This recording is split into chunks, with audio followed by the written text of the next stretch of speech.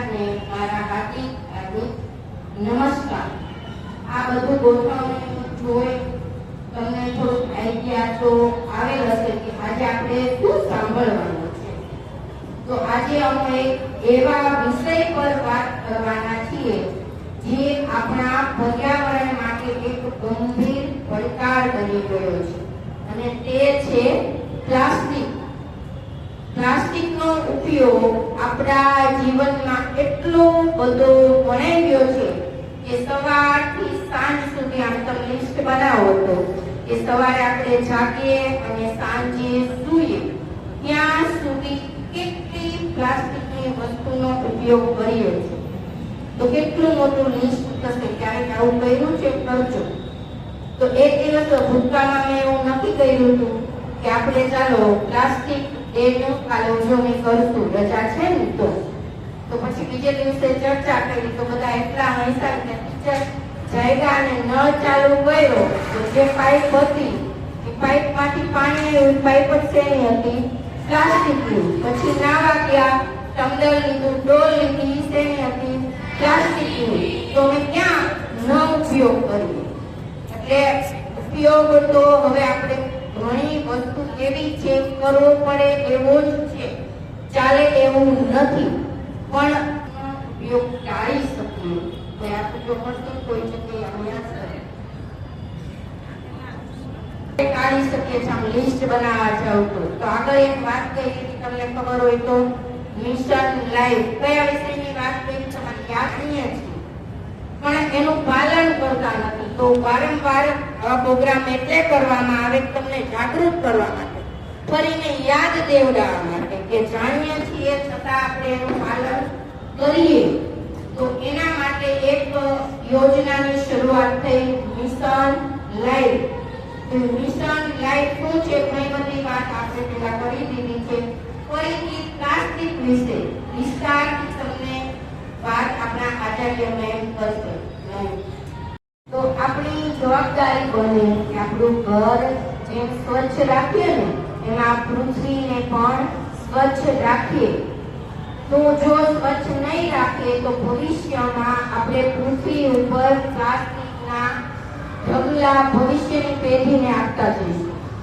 તો ભવિષ્યની પેઢી પણ સારા વાતાવરણમાં, સ્વચ્છ વાતાવરણમાં અને ઝેર ન ફેલાય એવા વાતાવરણમાં એનો શ્વાસ લે એ માટે એકદમ વિસ્તારથી આપણે વાત કરશે કે કચરો જે પ્લાસ્ટિક ઉત્પન્ન થાય છે એનું વ્યવસ્થાપન કેવી રીતે કરવું.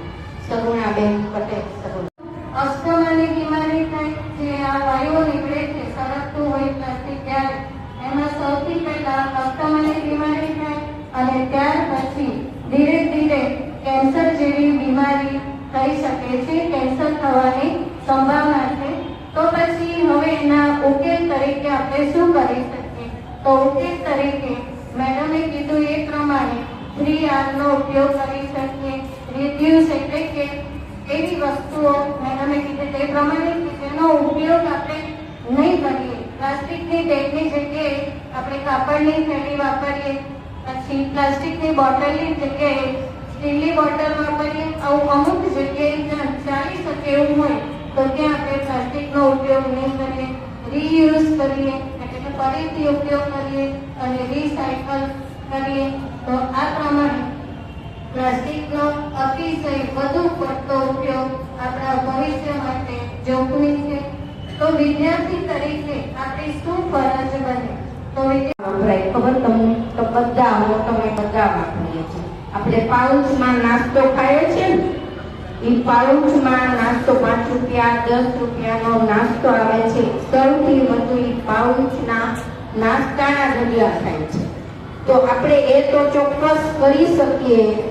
જો એ પ્લાસ્ટિક તો નડે છે. 2 દિવસ પહેલા જ મેં એક આખો ડોક્ટરનો વિડીયો જોયો તો તમને હશે તો હું મોકલીશ કે 7 વર્ષની છોકરી હતી, એનું કેટલું મોટું પેટ ફૂલાઈ ગયું ને એના બંને પગમાંથી પાણી નીકળ્યું. એટલે ડોક્ટર એની કિડની, એના લંગ્સ બધું ફેલ થઈ ગયું. તો ડોક્ટરને કાંઈ નિદાન ન સૂચે કે આને શેનાથી થયું. પછી એના મમ્મી પપ્પાને બોલે. એના મમ્મી પપ્પા મજૂરી કામ કરતા એને બધું પૂછ્યું તો એનાથી ડોક્ટરને જાણવા મળ્યું કે એ લોકો આખો દિવસ કામ કરતા હોય ને એટલે છોકરાને 5 રૂપિયા 10 રૂપિયા આપી દે, એટલે આટલા પૈસા આપી દે એટલે છોકરાઓ શું કરે, આજુબાજુ ગલ્લો હોય ત્યાંથી આવા બધા પાઉચ લઈ આવે અને એ નાસ્તો ખાય. એટલે પ્લાસ્ટિક તો નુકસાનકારક છે જ, પણ અંદર રહેલો જે નાસ્તો છે ને એમાં જે આપણી ઘરે તમે વેફર તળજો કેટલા દિવસ કાઢીને 2, 3, 4 દિવસ થાય કે આપણે જ બોલીએ કે વેફરની અંદર 3 દિવસમાં તેલની વાસ આવે છે, આપણે આવું બોલીએ. એ નાસ્તાના પેકેટ તમે 4 મહિના 6 મહિના એની એક્સપાયરી ડેટ હોય તો એમાં વાસ નથી આવતી. કેમ? એવા કેમિકલ એવા ભેળવે છે. તો આજથી આપણે એટલીસ્ટ એક વસ્તુનો સંકલ્પ ચોક્કસ કરીશું કે ઇમરજન્સી સિવાય એવા પેકેટનો નાસ્તો ખાઈશું નહીં. તો આ પ્લાસ્ટિક છે એ પર્યાવરણને એટલું નુકસાન કરે છે, આપણને એનું નોલેજ જ નથી. આ તો અમારે બોલવાનું હતું ને તમે બધું સર્ચ કર્યું ત્યારે ખબર પડી કે કેટલું નુકસાન કરે. તો આની વિશેષ પર્યાવરણ ઉપર આપણને શું નુકસાન થાય એની વાત આપણને રીનાબેન પટેલ વિશે આપણે વાત બધી સાંભળીએ છીએ, પણ દુઃખ ત્યાં છે આપણે પાલન કરતા નથી. અઠવાડિયું 10 દિવસ કદાચ કરીએ પાછા ભૂલી જઈએ છીએ. એક મોસ્ટ વસ્તુ છે જે લેડીઝ વાપરે છે, એ સૌથી અત્યારે મોટી સમસ્યા છે. તો બધા અમે કોઈ રીતે સમજી ગયા તો ભગવાને આપણા માટે વરદાન આપ્યું પેડ. આપણે પેડ વાપરીએ ને પેડ, તો અત્યારે આ પ્રશ્ન મોટો છે, એના માટે આપણે વેન્ડર મશીનને એ પાસે ડિસ્ટ્રોય કરવાનો, પણ લગભગ આપણે એનો ઉપયોગ નથી કરતા. અને કદાચ વેન્ડર મશીનથી એને સળગાવી દઈએ તો એનો ધુમાડો જે થાય એ હવાને નુકસાન કરે. તો ત્યાં તમે બેઠા છો તો સાથે સાથે એની વાત હું કરી દઉં કે આપણે જે પેડ વાપરીએ ને આપણા માટે તો વરદાન છે, પણ બીજા માટે અભિશાપ છે. અભિશાપ છે. કેવી રીતે? તો આપણે પાપ પુણ્યમાં બહુ માનીએ છીએ, તો હું તો એવું માનું છું કે ઈ વસ્તુમાં બીજાને હેરાન કરવી સૌથી મોટું પાપ છે. અહીંયા શાળામાં આપણે ગમે ત્યાં ફેંકી દઈએ છીએ અને ઈ કચરો આપણો બીજા માસી ઉપાડે. ઘરે આવું કરીએ કોઈ દિવસ તો આપણું પાપ થયું ને, આ એક પાપ છે. એટલે આપણી ઈ વસ્તુ છે તો આપણે પોલિથીન સાથે રાખવાની હોય, પછી એને પાણીથી એકદમ ધોઈ નાખવાનું હોય અને પછી કાગળમાં વીટી ઈ કોથળીમાં નાખી પછી ડસ્ટબિનમાં નાખવાનું. આવો એનો રૂલ છે. આપણે ગમે ત્યાં જાહેર જગ્યાએ જઈએ છીએ ત્યાં ગમે ત્યાં એને ફેંકી દઈએ છીએ, એટલે એ વસ્તુ ક્યાં જાય? કચરામાં જાય. કચરામાં જાય કે પ્રાણીઓ બધા ખાય છે, એને બિચારાને થોડી ખબર પડે કે આ વસ્તુ મારા ખાવા માટે નથી. તો આ કેટલું મોટું પાપ થયું ને કે આપણો કચરો કોઈ પ્રાણીના પેટમાં ગયો.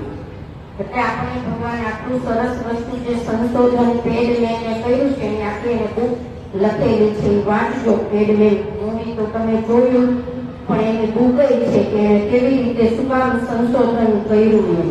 તો એ વસ્તુનું એક આપણે ખાસ ધ્યાન રાખશું.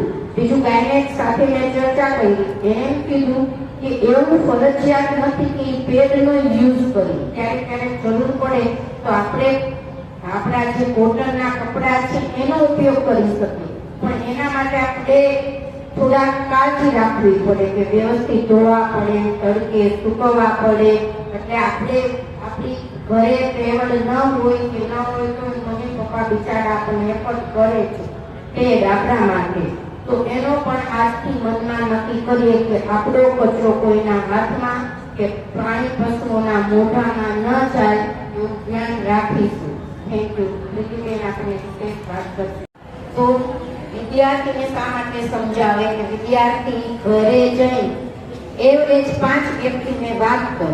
એટલે તમે 300 અહીંયા બેઠા હોય તો બીજી 5 વ્યક્તિને વાત કરતા જશો અને તમે બીજી એ ફાયદો થાય ઘરે જઈને આટલી મમ્મી પપ્પાને વાત કરવાની, એટલે એ લોકો વાપરતા ઓછા થઈ જાય કે નહીં કે આ ઝેર છે આપણું નુકસાન કરે છે. તો ઘરે જઈને વાત કરો એટલે આજથી 1500 વ્યક્તિમાં તો જાગૃતિ આવે એટલીસ્ટ.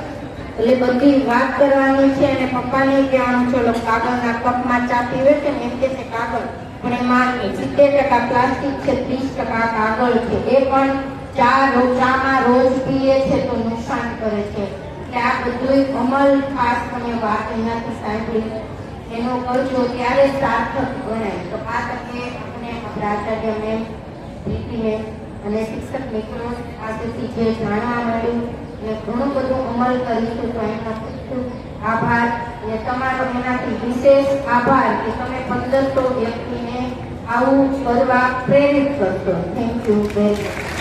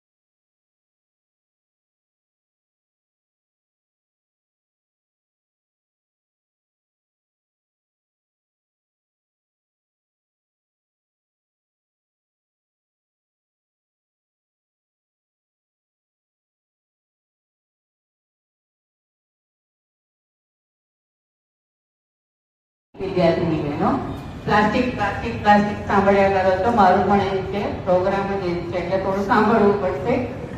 જે આવી ગયું એ રિપીટ નહીં કરું, છતાં કદાચ થઈ જાય તો સાંભળી લેવાનું. મારે ટોપિક છે ઉદ્ભવ સ્થાન. પ્લાસ્ટિક ક્યાંથી ઉદ્ભવે, શરૂઆત હું ત્યાંથી કરું છું કે બન્યું કેવી રીતે. બીજું બધું તો તમને કીધું છે એની અસર કેવી રીતે થાય. તો સૌ પ્રથમ પ્લાસ્ટિક જે છે ને 1862માં અંગ્રેજ વૈજ્ઞાનિકે બનાવેલું, પણ એણે સેલ્યુલોઝમાંથી બનાવ્યું હતું એટલે બાયોપ્લાસ્ટિક હતું. અત્યારનું જે સિન્થેટિક પ્લાસ્ટિક છે એવું નહીં હતું. અને ત્યાર પછી લગભગ 1907માં બેલ્જિયમના વૈજ્ઞાનિક હતા બેકેલેન્ડ, એણે સિન્થેટિક પ્લાસ્ટિક બનાવ્યું છે અત્યારે આપણે યુઝ કરીએ છીએ ને એ. તો એ જે છે એ બેકેલાઇટ, એનું નામ હતું બેકેલાઇટ, પહેલું જે પ્લાસ્ટિક છે એ. હવે પ્લાસ્ટિક માનવ નિર્મિત પદાર્થ છે, ટોટલી કુદરતી છે જ નહીં, બરાબર. શેમાંથી બને છે? તો એ એક પોલિમર છે. એટલે ઘણા બધા અણુ ભેગા થાય અને લાંબી શૃંખલા બનાવે ને ત્યારે પોલિમર બને. પોલિમર વિજ્ઞાનમાં ભણાવો ને એટલે શું કેવું છો, પોલી વત્તા મર, તમે સંધિ છોડો ને, પોલીનો અર્થ થાય ઘણા બધા ને મર એટલે અણુ, ઘણા બધા અણુ ભેગા મળે ને ત્યારે પોલિમર બને. એ પોલિમર જ પ્લાસ્ટિક પોલિમર જ છે. એના બે ત્રણ એક્ઝામ્પલ તમને આપો. પોલીઇથિલિન, જેને આપણે સામાન્ય ભાષામાં પોલિથીન શબ્દ વાપરીએ છીએ ને, એ પોલીઇથિલિન છે. એમાંથી એ પ્લાસ્ટિકનો એક પ્રકાર છે. બીજું છે પોલીપ્રોપિલિન, ત્રીજું છે પીવીસી અને ચોથું છે પોલીઇથિલિન ટેરેપ્થેલેટ. હવે આપણા બે નામ તમે જાણો છો, પોલીઇથિલિન અને પીવીસી. પીવીસી સાંભળ્યું છે? Polyvinyl chloride. પીવીસી ના પાઇપ મળે, પીવીસી ના પતરા મળે. તો આ બધું પ્લાસ્ટિક જ છે. તો એ પ્લાસ્ટિકના તમને પ્રકાર કીધા. બીજા પ્લાસ્ટિકના પ્રકાર આપણે જોઈએ તો 3 છે કે જે જનરલી તમે વિડીયોમાં જેમ આવતું હોય, સિંગલ યુઝ પ્લાસ્ટિક અને રિસાયકલિંગ થઈ શકે તેવું, અને નોન બાયોડિગ્રેડેબલ.